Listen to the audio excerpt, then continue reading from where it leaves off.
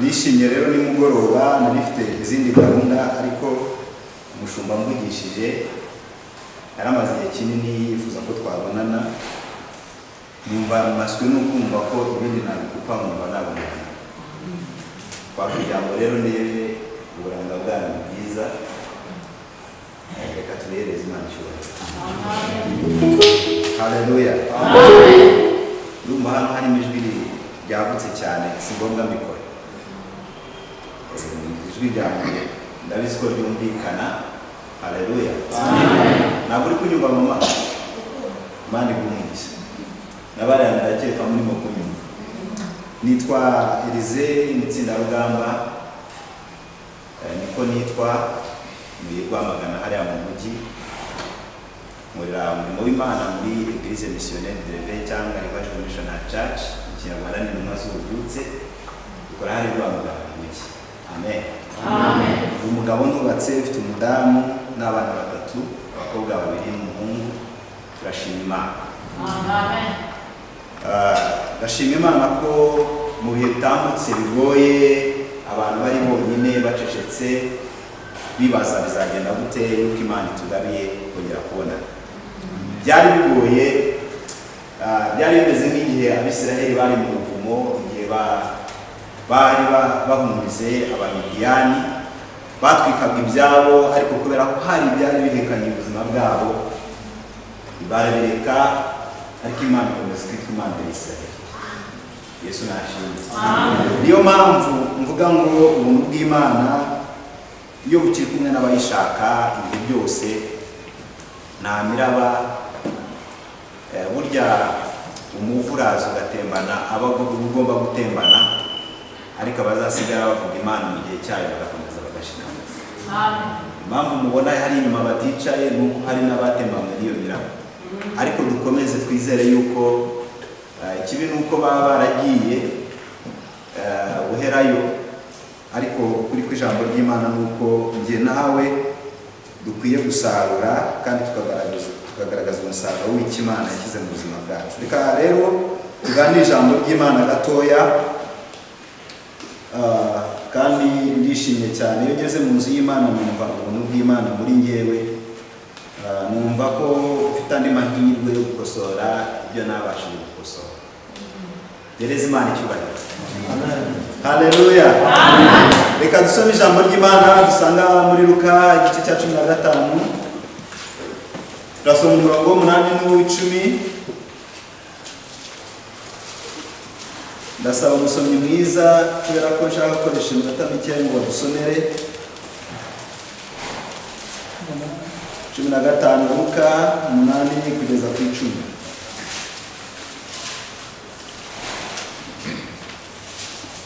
Birakwiye ko mu gihe gisa nk'iki mu gihe bakirimo kuhashaka Imana iracyongera kutubwira ngo misiyo dufite ntabwo ari misiyo yo kuza kwicara mu rusengero gusa, ntabwo ari misiyo yo kwizera ko twakijijwe, ntabwo ari misiyo kubera ko twahawe impano z'umwuka, ahubwo misiyo dufite niyo kongera kugarura abantu kuri Kristo.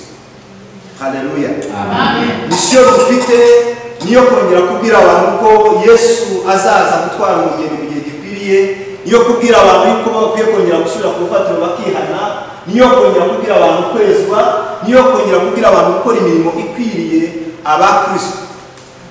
Haleluya. Amen. Wahageze adusomera? Yego.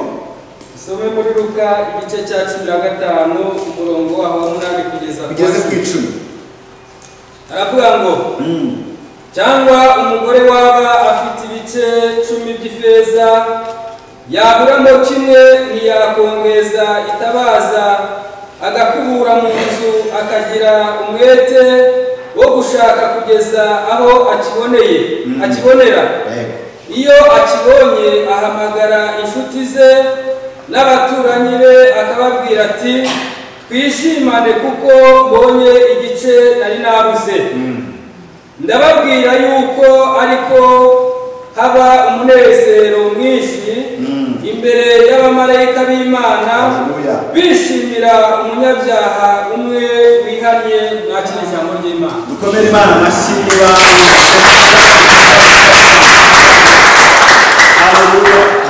ahangaha Bibiliya twibuke umutwe w'ijambo uravuga ngo misiyo dufite cyangwa ikizagaragaza ko dukijijwe kandi tuzajya mu bwami bw'Imana. Nta juru ry'umuntu umwe rihari. Haleluya.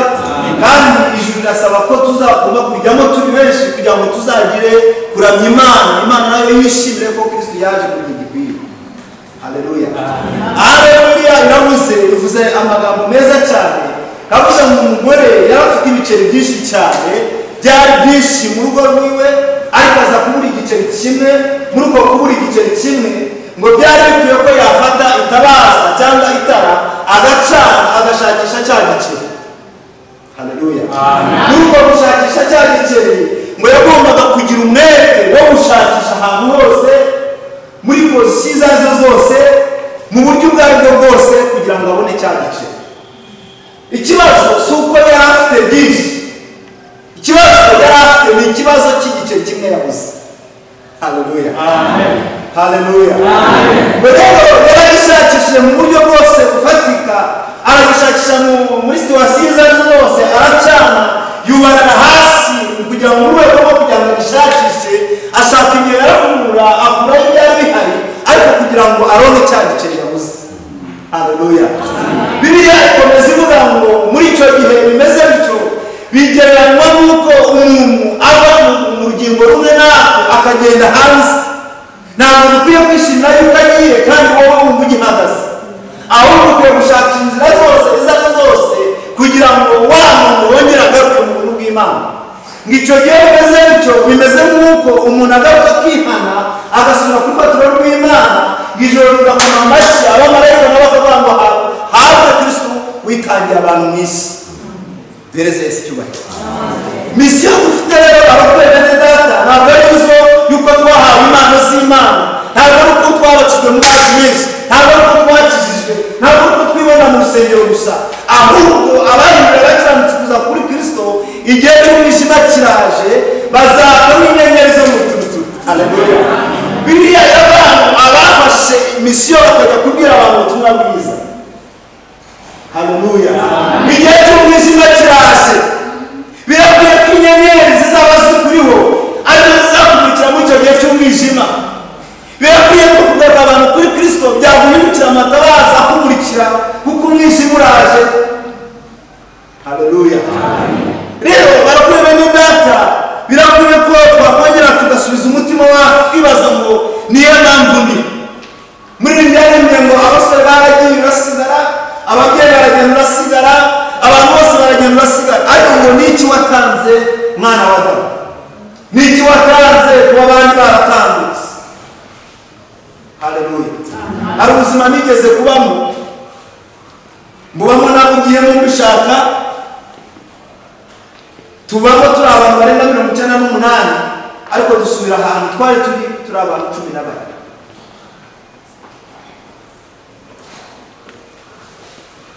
Yesu naje. Urugendo rw'ubuzima rugoye, nta muntu warashwe. Haleluya. Nta muntu wigeze ahura n'ibindi bintu bikomeye twatekereza, ariko umuntu agakora urugendo gusa, kugenda n'amaguru.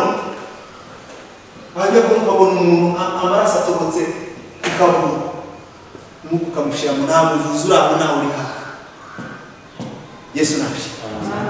Ukibaza jewe ndi ugenda ariko simbona amaraso atobotse, ugenda ariko simbone ibimenyetso byo gupfa, ukabona uburinzi bw'Imana. Ntacyo umuntu aba yaratanze. Twongere twambara imbaraga rero barokore. Yesu nashimwe. Hari indirimbo baririmba ngo Yesu nashimye. Haleluya.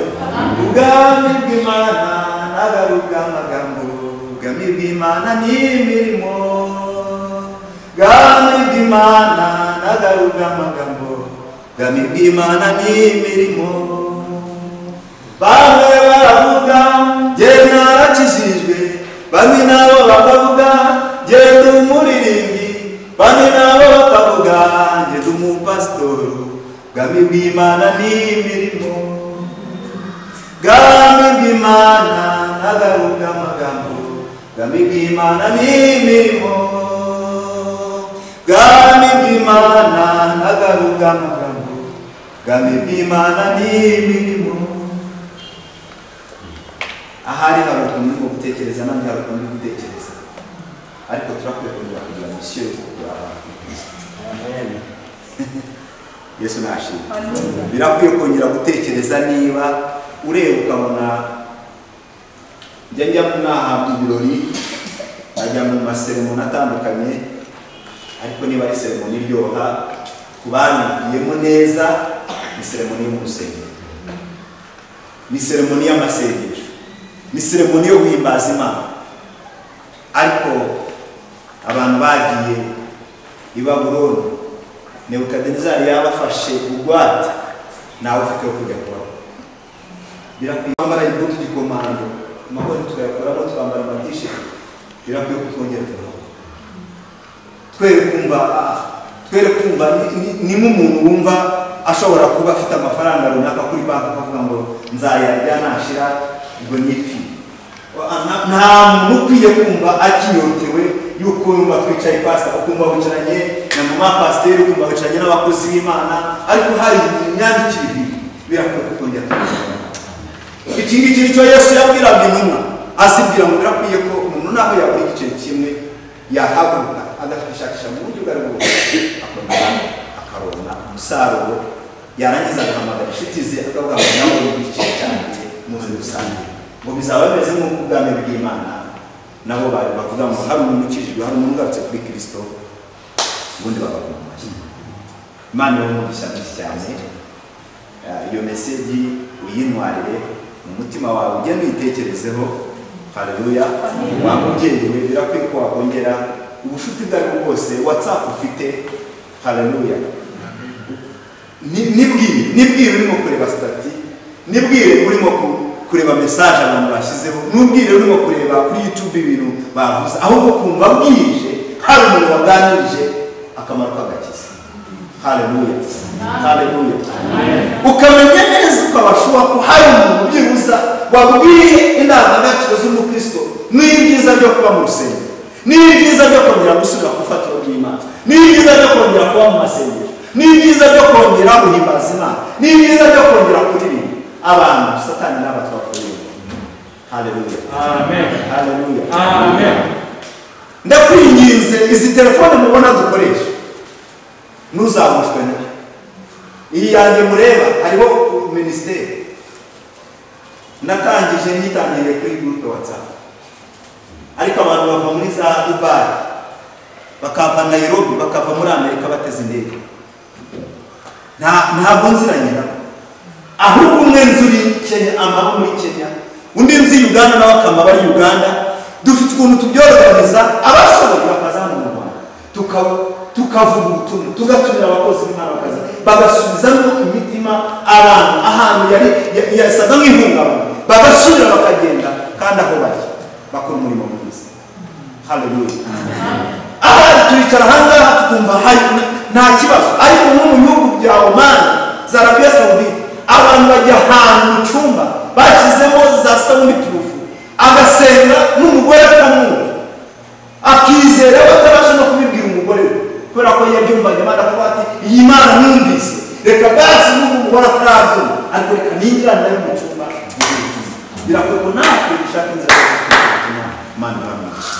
Ndagushimiye Yesu Mwami wacu kubw'ubutumwa bwiza butambutse, kandi imitima yacu ihagurukire kukumva no kugukorera, kugira ngo Mwami Imana utere ishyaka n'umwete wo kongera kugarura abantu ku izina ryawe, kubabwira uburyo ari wowe nzira n'ukuri n'ubugingo. Nta yindi nzira izatugeza mu bwami bwawe, nta nzira iri mu idini, nta nzira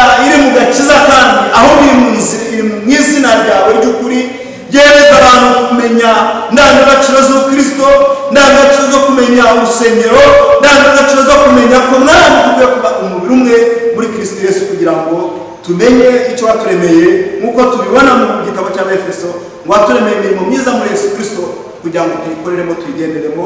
Uwiteka urakoze ku buntu bwawe, kubw'amatwi yumvise ubutumwa, kubw'intekerezo zigiye gushyira mu bikorwa, kubw'ijambo ryawe rizima kandi rigwiriye isi yose, kugira ngo abizera bazabona ubwami bwawe. Urakoze Yesu, tugukomeye amashyi tugushima mu izina ryawe. Yesu abaho umugisha mwinshi cyane. Nyuzwe n'ubushuti bwo mu ijuru,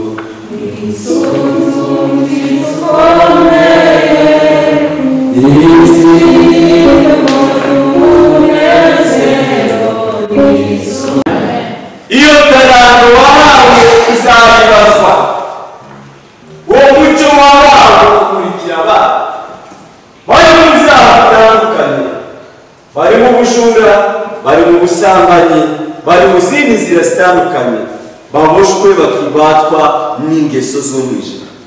Ni bande bazabasaba? Ntabwo ari Kristo uzongera kuza kubapfira, yongera agenda abwiriza. Ni weho wamumenye, nurangiza ugenda ubwira uriya muntu nawe amumenye.